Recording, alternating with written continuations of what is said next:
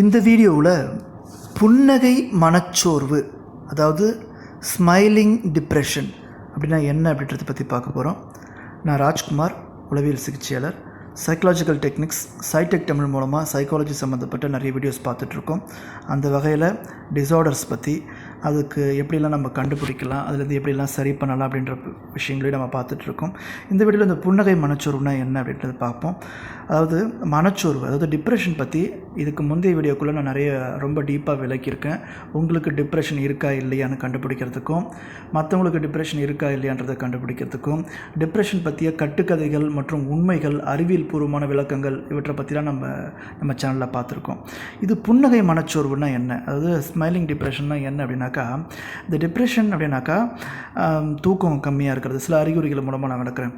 தூக்கம் குறையிறது, பசி குறையிறது, இன்ட்ரெஸ்ட்டு குறையிறது, அடிக்கடி அழறது, சோர்வடைஞ்சு காணப்படுறது, ஒர்த்லெஸ்னஸ், ஹெல்ப்லெஸ்னஸ்ன்னு சொல்கிறது. அதாவது பார்த்திங்கனாக்கா உதவித்தன்மை இல்லாத அல்லது உறுதித்தன்மை இல்லாத ஒரு மனநிலைக்கு தன்னை கொண்டு போகிறது, இந்த மாதிரியான வாழ பிடிக்காமல் இருக்கிறது, இப்படி நிறைய அறிகுறிகள் இருக்குது. இந்த அறிகுறிகளை நான் டிப்ரெஷனை எப்படி கண்டுபிடிக்கலான்னு மற்ற வீடியோக்குள்ளே நான் பகிர்ந்துருக்கிறேன். ஆனால் புன்னகை மனச்சோர்வு என்பது இந்த அறிகுறிகள் மட்டுமே வச்சுக்கிட்டு சொல்ல முடியாது. அதாவது டிப்ரெஷனில் இருக்கிறவங்க எல்லாருமே அழணும் அப்படின்ற அவசியம் இல்லை. எல்லாருக்குமே தூக்கம் கம்மியாக இருக்கணுன்ற அவசியம் இல்லை. டிப்ரெஷனில் இருக்கிற எல்லாருக்கும் பசி குறைஞ்சி போகணும், இன்ட்ரெஸ்ட்டு குறைஞ்சி போகணுன்ற அவசியம் இல்லை.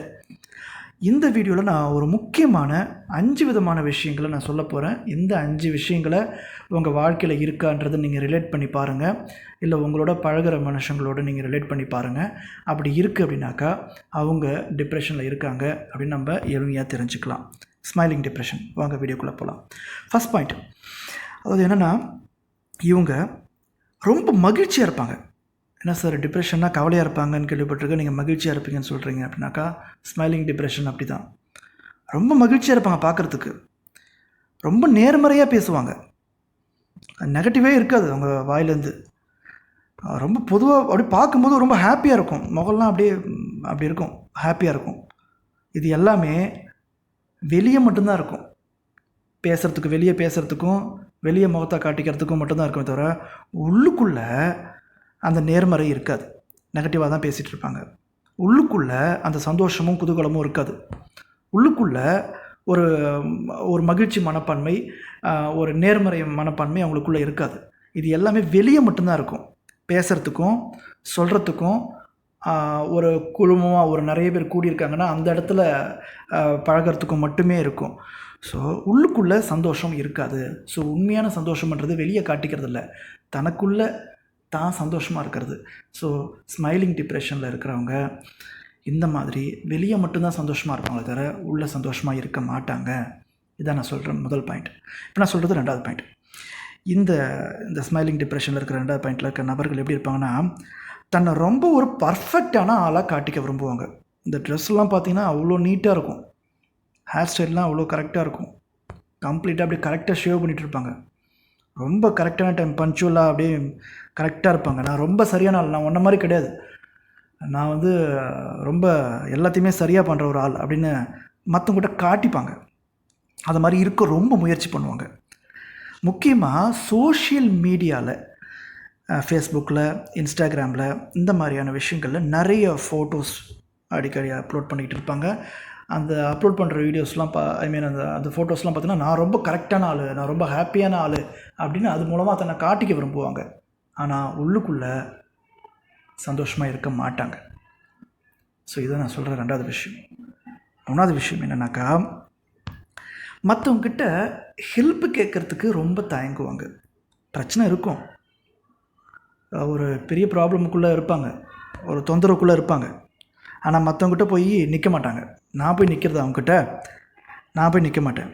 அப்படி ஒருவேளை நான் எனக்கு இந்த மாதிரி ஹெல்ப் வேணும்னு கேட்டுட்டா என்ன நினைப்பாங்க, வீக்காக நினைக்க மாட்டாங்க, என்னை ரொம்ப பலகீனமாக நினச்சிருவாங்க. ஸோ நான் ஹெல்ப் கேட்டால் என்னை பலகீனமாக நினைப்பாங்க. ஸோ அதனால் என்ன பண்ண மாட்டேன், எந்த பிரச்சனை வந்தாலும், என்ன மாதிரியான சீரியஸான ஒரு இஷ்யூ வந்தாலும் யார்கிட்டையும் நான் ஹெல்ப்பு கேட்காம என்னை நானே சரி பண்ணிக்க முயற்சி பண்ணுவேன். ஸோ இதுதான் பார்த்திங்கனாக்கா 3வது நான் சொல்கிற முக்கியமான ஒரு விஷயம். அழவே மாட்டேன். ஏன் அழ மாட்டேன்? ஏன்னா ஆம்பளை அழக்கூடாதுன்னு சொல்லி வளர்த்துருக்காங்க. இது ரொம்ப ரொம்ப ஒரு தப்பான ஒரு விஷயம். அழாமல் உங்கள் மனசுக்குள்ளேயே உங்கள் ஃபீலிங்ஸை வச்சுக்கிறதுன்றது நிச்சயமாக மன அழுத்தத்துக்குள்ளே தான் கொண்டு போகும். உள்ளுக்குள்ளே பிரச்சனை இருக்குது, எப்படி அழாமல் இருக்க முடியும், எப்படி கவலைப்படாமல் இருக்க முடியும்?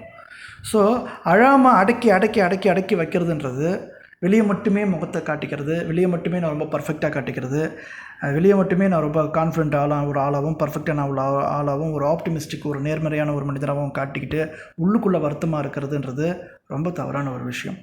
ஸோ நான் அழமாட்டேன், அழுதா நான் பலகீனமானவன் அப்படி இல்லை, நான் ஹெல்ப்பு கேட்டால் பலகீனமானவன் அப்படி கிடையாது. இந்த மாதிரி ஹெல்ப்பு கேட்காமல் இருக்கிறது, அழாமல் இருக்கிறது, பிரச்சனை வந்தால் கூட அப்படின்றது ஸ்மைலிங் டிப்ரெஷனில் ரொம்ப முக்கியமான ஒரு விஷயமாக கருதப்படுது. இப்போ நான் சொல்கிறது 4வது விஷயம், ஃபேக் ஸ்மைல்னு சொல்லக்கூடியது, பொய்யான புன்னகை. ஏற்கனவே சொல்லிட்டோம், டாப்பிக்கே புன்னகை மனச்சோர்வு தான். ஸோ இந்த புன்னகை என்ன பண்ணுவாங்கன்னா, ரொம்ப யாரை பார்த்தாலும் ஸ்மைல் பண்ணுவாங்க, முகத்தில் அப்படியே அந்த அந்த அந்த சிரிப்பு முகம் அப்படியே தெரியும், உள்ளுக்குள்ளே அவ்வளோ வேதனை இருக்கும். முகம் மட்டும் அப்படியே சிரிப்பாக வச்சிட்ருப்பாங்க. அது ஒரு பொய்யான ஒரு சிரிப்பாக இருக்கும், பொய்யான ஒரு புன்னகையாக இருக்கும். வாழ்க்கையில் ஒரு பெரிய பெரிய மாற்றங்கள் நடந்தால் கூட திடீர்னு சில மாற்றங்கள் நடக்கும். சில பேருக்கு ஒரு பிரேக்கப்பு, ஒரு ஃபெயிலியரு, ஒரு செப்பரேஷனு, ஒரு பெரிய லாஸு, ஒரு பெரிய இன்சல்ட், இப்படி எது நடந்தாலும் மூஞ்சி பார்த்தாக்கா அப்படியே சிரிச்சுக்கிட்டே இருப்பாங்க.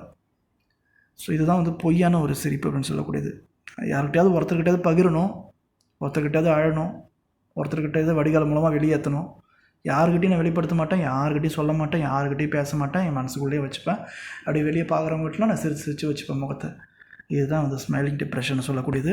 இப்போ நான் சொல்கிறது ரொம்ப முக்கியமான விஷயம். 5வது விஷயம், இவங்க என்ன பண்ணுவாங்க, தன்னை ரொம்ப பிஸியாக வச்சுக்க முயற்சி பண்ணுவாங்க. வேலைக்கெல்லாம் கரெக்டாக போயிடுவாங்க, லீவ் போட மாட்டாங்க. ஒர்க்கெல்லாம் ரொம்ப கரெக்டாக பார்ப்பாங்க, இழுத்து போட்டு வேலையை பார்ப்பாங்க, ரொம்ப நேரம் ஒர்க் பண்ணுவாங்க. ஒர்க் மட்டும் தான் பார்க்குறாங்களான்னு பார்த்தா அது மட்டும் இல்லை, இருக்கிற கொஞ்ச நஞ்ச டைம்லேயும் ரொம்ப அதிகமான ஹாபிஸ், புது புது பொழுதுபோக்குகள், எல்லா விதமான பொழுதுபோக்குகளையும் தன்னை ஈடுபடுத்திப்பாங்க. சார் அது மாதிரி பொழுதுபோக்கில் ஈடுபடுத்துறதும் பிஸியாக வச்சுக்கிறது நல்ல விஷயம் தானே, நல்ல விஷயந்தான். அதை சந்தோஷமாக பண்ணாமல் வற்புறுத்தி ஏற்படுத்திப்பாங்க, தன்னை வற்புறுத்தி கஷ்டப்படுத்தி அந்த ஹாபீஸில் தன்னை கட்டாயப்படுத்திப்பாங்க, வற்புறுத்தி ஒர்க் பண்ணுவாங்க. ஏன்னா ஒர்க் பண்ணாமல் இருந்தாலும் நான் கவலைப்படுறேன்றது மற்றவங்க தெரிஞ்சிடும் பாருங்கள். ஸோ இந்த மாதிரியான விஷயங்களை தான் நீங்கள் புரிஞ்சுக்கிற மாதிரி உங்களுக்கு எளிமையாக சொல்கிறதுக்கு முயற்சி பண்ணால் இதுதான் ஸ்மைலிங் டிப்ரெஷன் சொல்கிறது.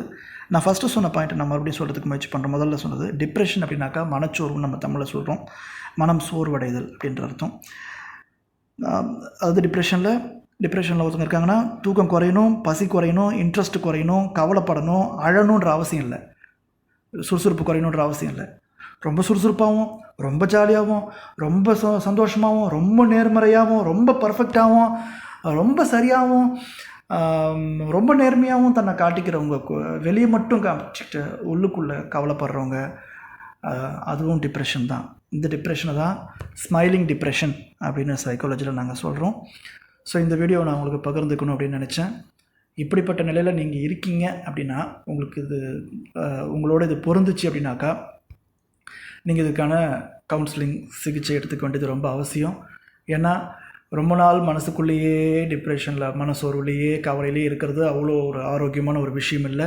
அதற்கான சரியான முறையில் சிகிச்சை எடுத்துக்கிறதோ, மனநல ஆலோசனை எடுத்துக்கிறதோ, மனநல சிகிச்சை எடுத்துக்கிறதோ ரொம்ப ரொம்ப முக்கியம். ஸோ அதுக்கான நபரை ஆலோசகரை நீங்கள் சந்தித்து அதுக்கான சிகிச்சை எடுத்துக்கோங்க. இந்த வீடியோ உங்களுக்கு நிச்சயமாக பயனுள்ளதாக இருக்குன்னு நினைக்கிறேன். இதில் இந்த 5 பாயிண்டில் எந்த பாயிண்ட்டில் நீங்கள் இருக்கீங்கன்ற நம்பரை நீங்கள் கமெண்ட் பாக்ஸில் கமெண்ட் பண்ணுங்கள். இந்த மாதிரியான விஷயங்களில் வேறு யாராவது உங்கள் நண்பர்கள், உறவினர்கள் யாராவது இருக்காங்க தெரிஞ்சுன்னா அவங்களுக்கு நீங்கள் இந்த வீடியோ நீங்கள் ஷேர் பண்ணுங்கள். இந்த சேனல் நீங்கள் புதியவராக இருந்தாக்கா சப்ஸ்கிரைப் பண்ணி வச்சுங்க, அந்த பெல் பட்டனையும் கிளிக் பண்ணி வச்சுக்கோங்க. இது போன்ற மேலும் பல வீடியோக்கள் நான் உங்களை அடையிறதுக்கு நான் முயற்சி பண்ணுறேன். நான் ராஜ்குமார், உளவியல் சிகிச்சையாளர், சைக்கலாஜிக்கல் டெக்னிக்ஸ் மூலமாக இந்த வீடியோ நான் உங்கள்கிட்ட பகிர்றேன். தேங்க்யூ ஃபார் வாட்சிங்.